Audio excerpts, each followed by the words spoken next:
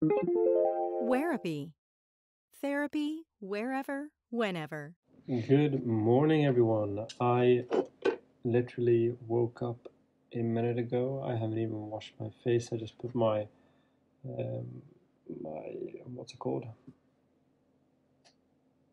Um, oh, I forgot the word, but it's a really warm kind of thing on me. And I walked down to the kitchen and I'm making myself coffee. And I'm ready to record the podcast. As you can hear, I'm tired as hell.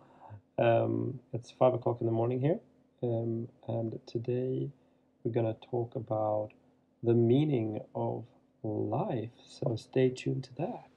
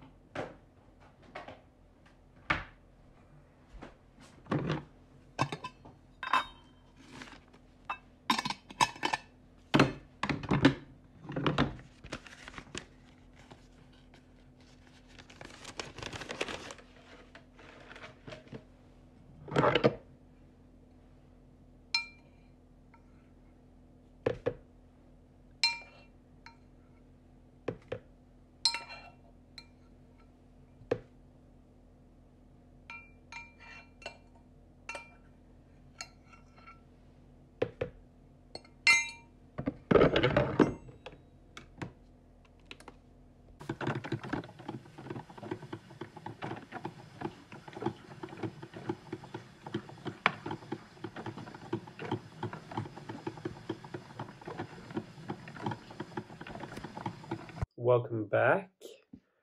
I've got my coffee. The coffee is brewed, and the word that I was missing in the intro when I was so tired, I am still tired, was robe. I've got my robe on and I'm ready to go. So before we get into finding out the meaning of life, yeah, as you can tell, it's quite a big topic, the meaning of life. It's going to be a long podcast episode. Yeah, I think we'd best start off with looking at strange things that people have done in their pursuit of meaning in life. Yeah, and like the first thing I came to think about was the pyramids. Yeah, and I'm not sure that it's a pursuit or meaning per se. That was a specific reason why they built it. I know that. Well, I have a very limited knowledge. Yeah, I was searching for on Google for strange things people have done in the pursuit of meaning of life. Yeah, but I couldn't find anything. Didn't come up with any convenient lists. So I just came to thinking, and the first thing that came to me was the pyramids. Why did they spend so much time and effort to build the pyramids? I know that it was because of their hierarchy, their kings or queens, and that's just my coffee machine, to kind of represent their grandeur and take them into the afterlife. But it just seems like a thing that took so much effort for very, very, very little, what's it called? Return. Yeah, and that might seem like, oh, well, obviously the slaves built it, so they're not going to see a return. Yeah, but for the kings and queens that actually kind of ordered those pyramids to be built. Yeah, it must have taken several decades to build those pyramids at that time, and then when the person died, they were just buried in it.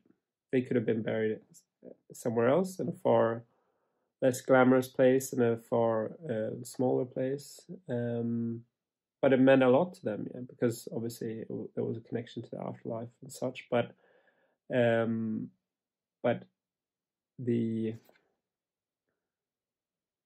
I think the whole process of ordering a place to be buried in, yeah, a very grandiose and very luxurious and very big place to be buried in, represents also, to some extent, the meaning of that person's life. Yeah, the person that is buried here was a very important person, and that's why next to their sarcophagus they had loads of statues and all sorts of things there as well, to represent to the gods that this person had a very meaningful life. They were a little bit more important than everyone else. Yeah.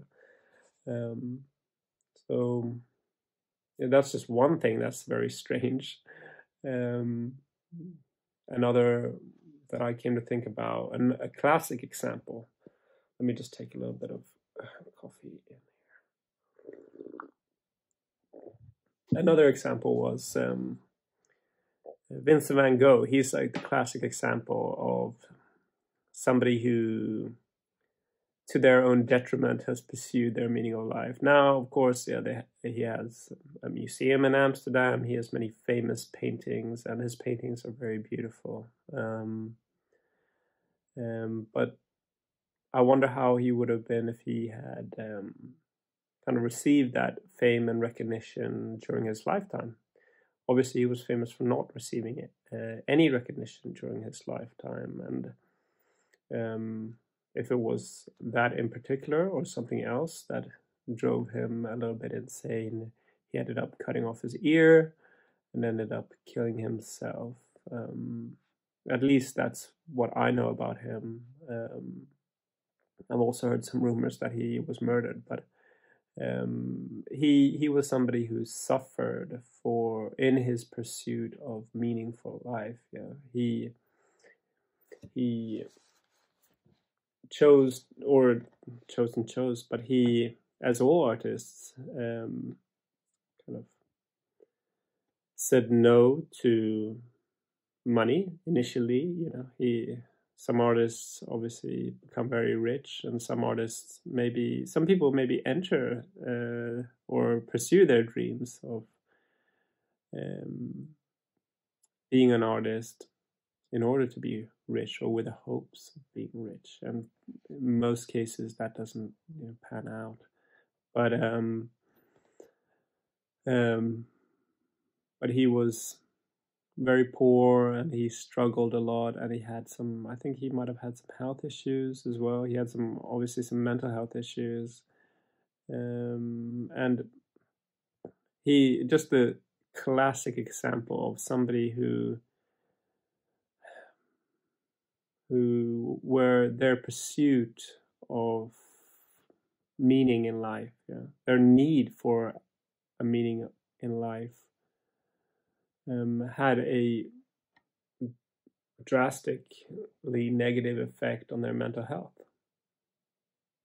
Vincent van Gogh might have been a lot happier just being a farmer. I don't know. He might have been a lot happier just working a normal job. Yeah. Or this might have made him very happy. He might look back at his life and have no regrets. Yeah. Especially now when he has loads of artwork and museums and the like. Yeah. But he didn't see the fruit of his labor. He didn't see the fruit of that meaning that he was pursuing. And and I guess that there was a part of him, I'm only guessing here, that wanted to see the fruits. Yeah, he wanted to have that recognition.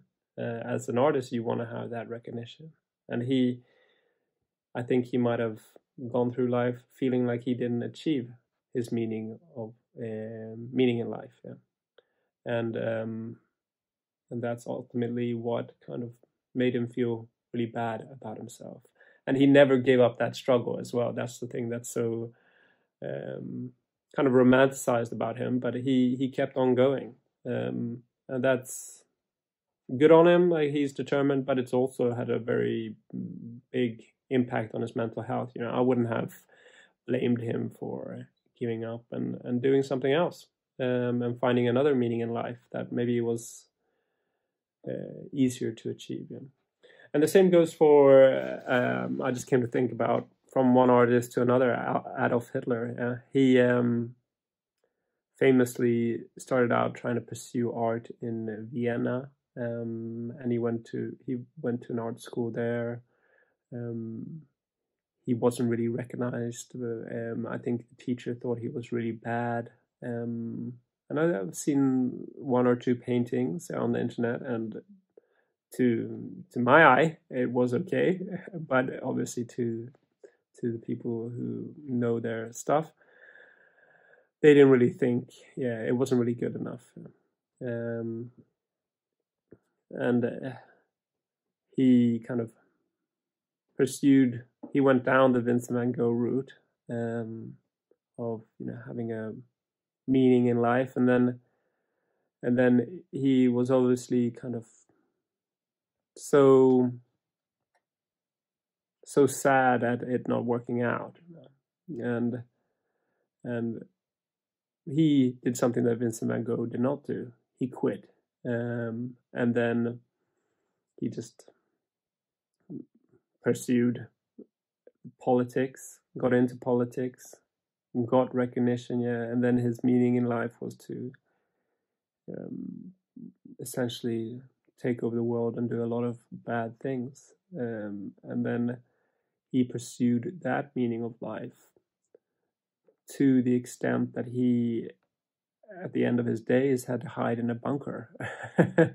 And the whole city of Berlin was being bombarded by Allied forces. So his pursuit didn't really take him in a great direction, either, and it hurt a lot of people. So we do a lot of strange things in order to fill our life with meaning, and do we really need that meaning? That's what I'm going to pursue, or what I'm going to pursue. That's what I'm going to talk about in the next part of this podcast. So stay tuned to that. So now that we've discussed some strange things that people have done in the pursuit of meaning in life, let's look at why we wonder about the meaning of life. It's such a strange thing. It seems like life wouldn't be worth living if there was no meaning to it. And that sounds like also a very strange thing to say, because life is quite beautiful depending on what it offers us, of course, but it's better than any alternative as well.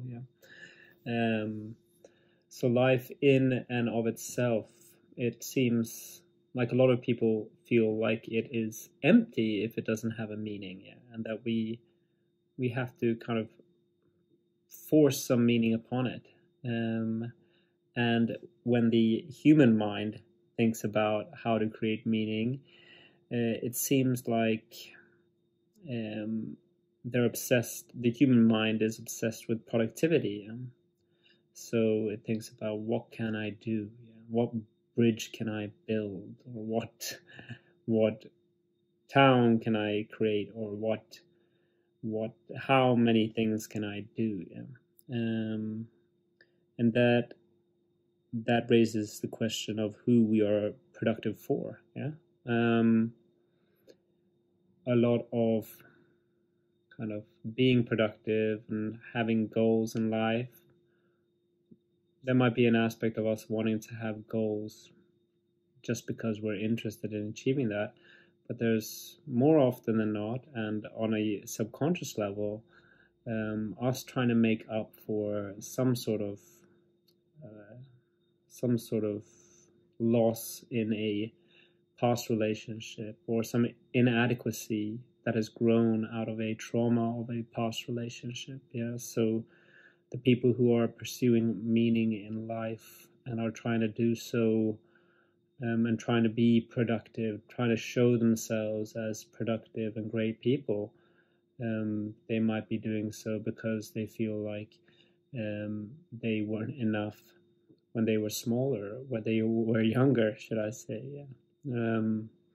There are a lot of people who maybe chase the dream of kind of writing a book, or in Hitler's case, chasing the dream of being an artist to begin with. Yeah, because they felt like they were small in relation to others, and then they wanted to become big and great in their artistry in this case. Yeah, to show people from their past what they have done wrong, or what they have, or how wrong they were to ridicule, belittle, and be mean to the past version of themselves. Yeah. So there's a lot of there's a productivity aspect to the meaning of life, which actually really just points to an insecurity that we all have. Yeah, we're trying to prove ourselves to someone else. Yeah, in many aspects. Yeah, and if this does have a positive consequence for society in the end, there might be somebody who has felt like really bad about themselves in the past and then done something really good.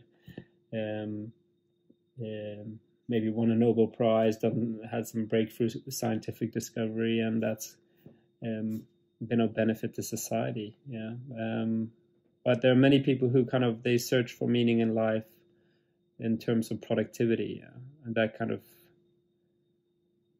leads us to wonder why we want to be productive. Yeah, we've talked about that aspect of healing in relationships, but also the aspect of it being tangible. Yeah, we want life to be tangible. Yeah, because life is such an abstract concept. Yeah,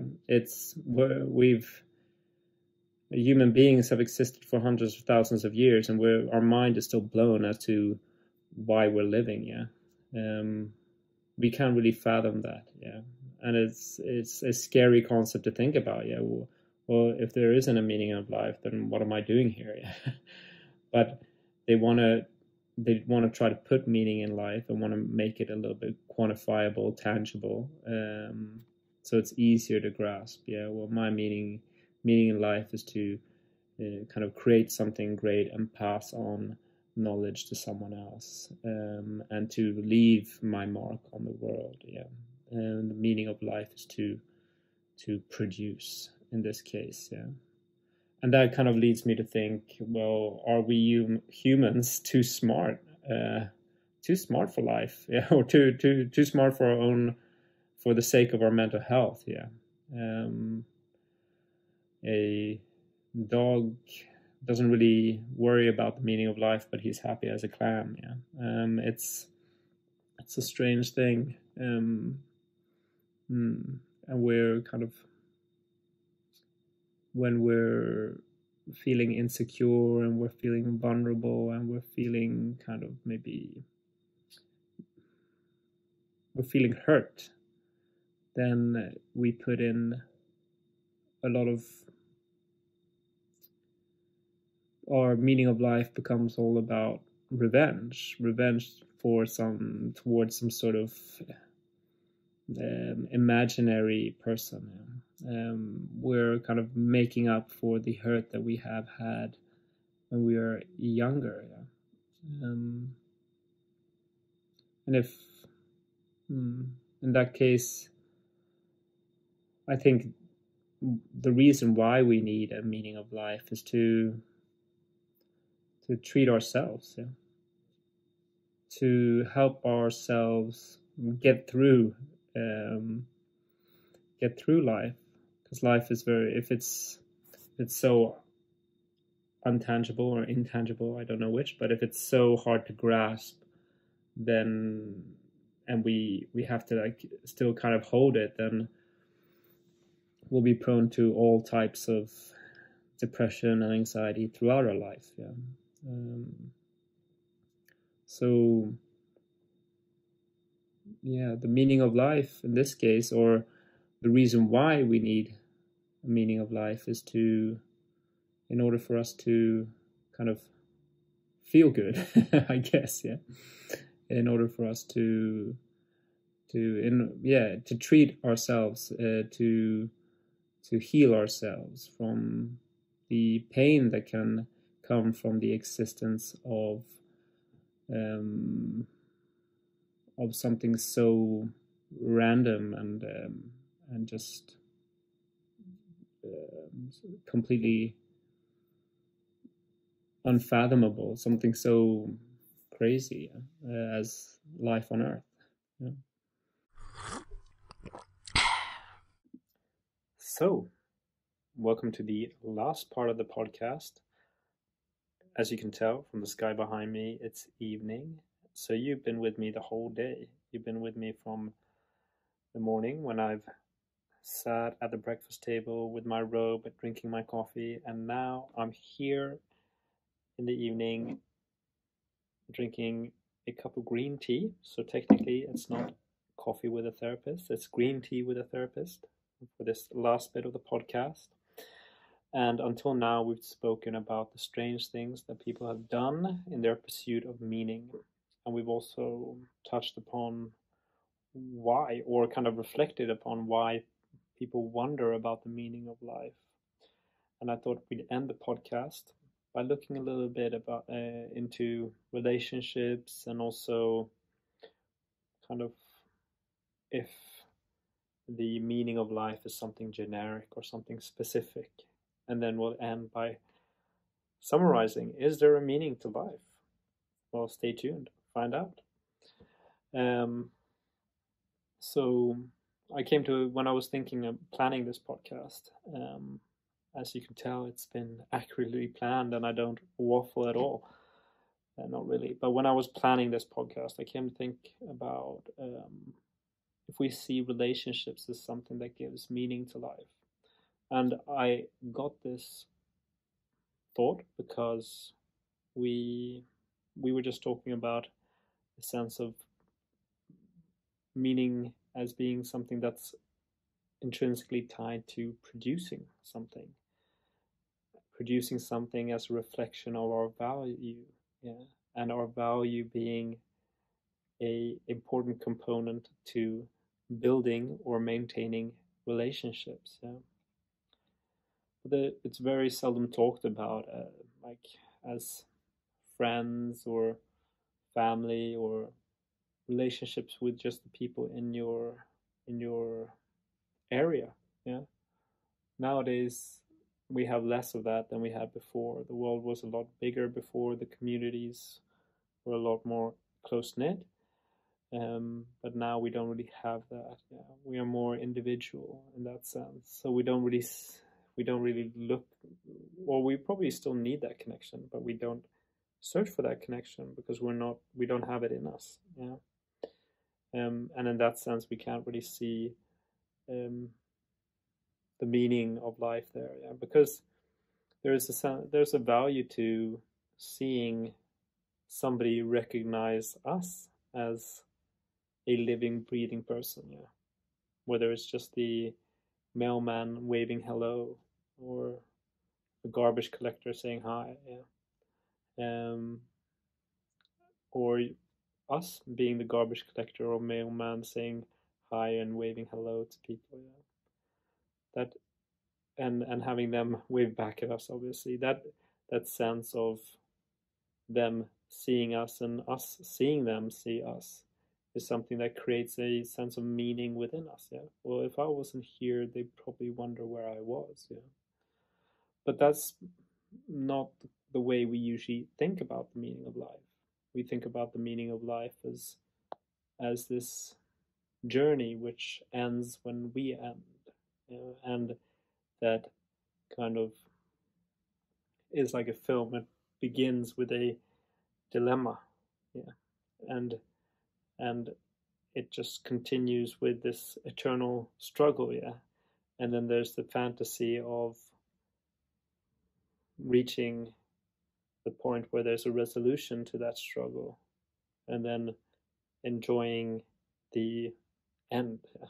So we, for example, decide that the dilemma or the beginning of the dilemma, the struggle that is introduced is us deciding to be an entrepreneur, be an artist, um,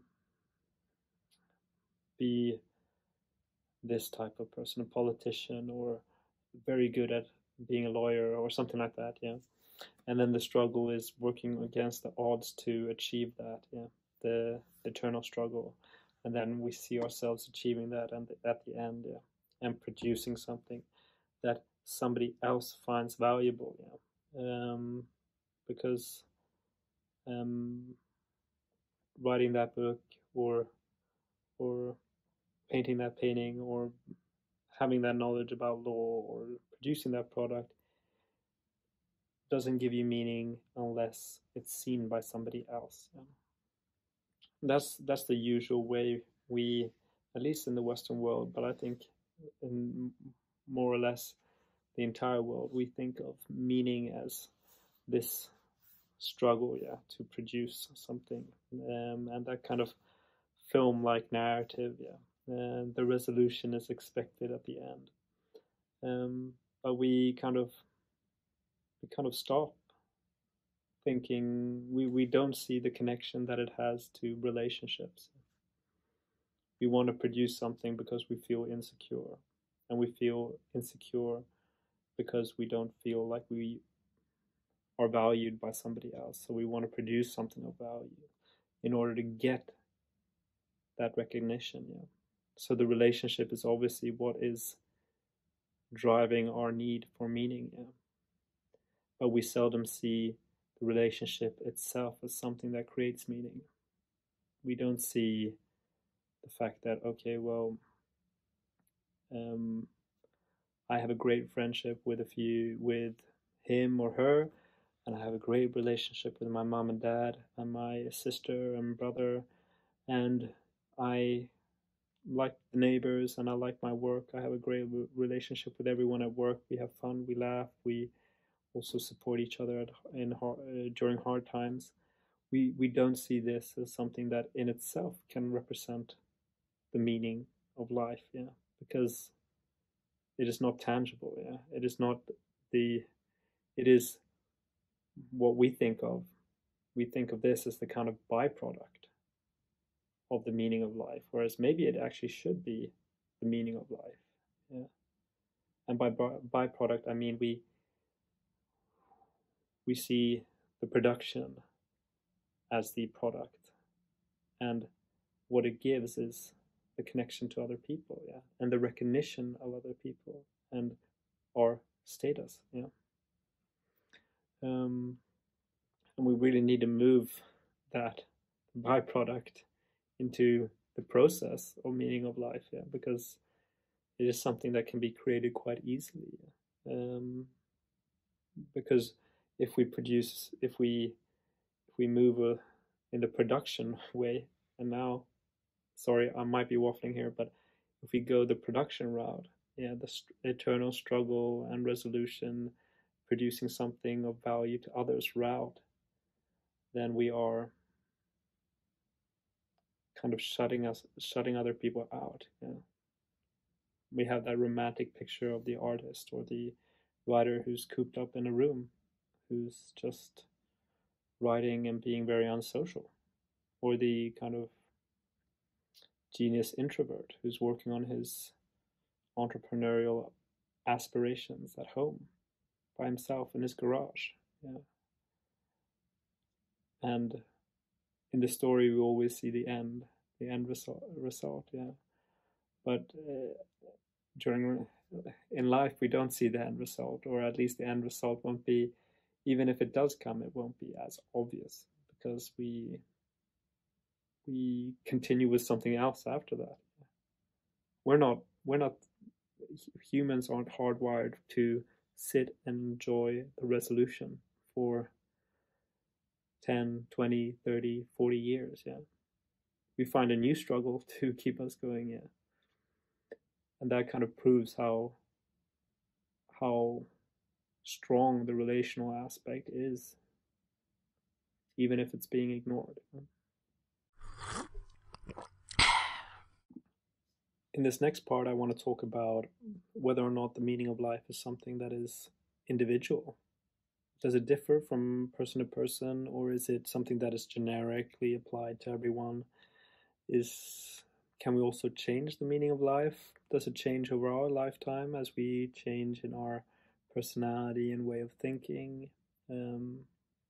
As we explored in the previous part of this podcast, we humans don't really enjoy that resolution part. We don't want to be at the end where everything's resolved and just live there for decade after decade. We want to find a new struggle to stimulate us, yeah, to drive us forward in that kind of productive mindset that we've talked about throughout this podcast. So there can kind of be, like, if we think in those terms, then our meaning of life should change over time. Yeah? We should have several meanings of our life based on the different stages of our life. And we can think maybe we have a childhood stage where there's one meaning of life. There's a maybe teenage stage, young adult stage where there's one meaning of life to life. And then there's maybe a meaning to life when we're adults, when we have family and children of our own. And then there might be one meaning of life when we're older. And during these times we change in our personality as well. Yeah, when we're young adults, we're more egocentric, so maybe we are more in that kind of productive, we want to produce and show what we're made of, yeah, to the people who heard us when we're younger. And in that older part of our life, we might be more reflective, and we might want to maybe think about how we treat others, yeah, and raising our young, or raising the younger generation, if we're maybe a pensioner, might be what is kind of fueling our meaning of life, yeah. And that can also be kind of, if we think along the individual, in that sense, it's obvious that the meaning of life differs from person to person. Because we're all in different stages and we'd all think in different ways. So I think my conclusion here, anyway, is that the meaning of life should naturally change over time, and it should be different from person to person. But it shouldn't maybe be so, whereas it shouldn't be so intrinsically tied to producing something. And this is what leads me on to like the last part. What is the meaning of life then? And in order to answer that, I think we first need to kind of face the fact that life is this empty thing.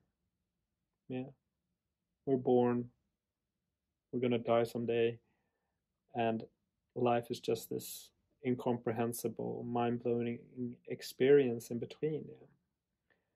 Yeah. And there's a lot of pressure. We don't really know what to do with it. Yeah. But we also know kind of that if we don't do anything of it, we're going to regret it. So we go down that route of wanting to produce something. So we're trying to fill life with meaning. Yeah. That meaning doesn't exist when we're born. Yeah. Life doesn't have meaning. We're putting meaning into it. Yeah. And our relationships, if we go back to that aspect of it, is also like something that we create. We create the relational meaning of life. We surround ourselves with our families, and the disappointment of some relationships motivates us to be in a certain way and pursue certain things. I'm just checking my notes if you're wondering why I'm so quiet. And I think kind of the emptiness of life is so worrying to a lot of people. Because it would be so wonderful if we just thought, well, the meaning of life is to experience it and to enjoy it. But that in and of itself is also so empty. well, I don't know how to experience it. I don't know how to enjoy it. Where do I even start? Am I doing it wrong? Yeah. The like leaning back on the production, the eternal struggle, and the resolution, that productive meaning of life. Leaning back on that is so much more comfortable because we know the formula. And here, if I would love to say that the meaning of life is just to explore and experience, but it might be too broad of a concept to even kind of, it would be so broad that it would create a lot of anxiety in people.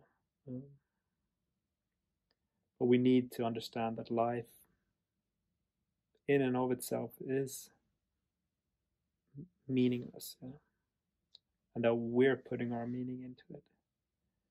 We're the one creating the meaning, and we're doing so, and we need to kind of look at why and how we're doing so. And we mentioned that in this podcast. Yeah, we're doing that productive internal struggle, producing an end product to get a resolution, to mend a relationship, to create value and create a relationship and gain respect, and for people to remember us, yeah, to kind of work against our own mortality. We haven't even touched upon that. That's something that came to my mind now. Yeah.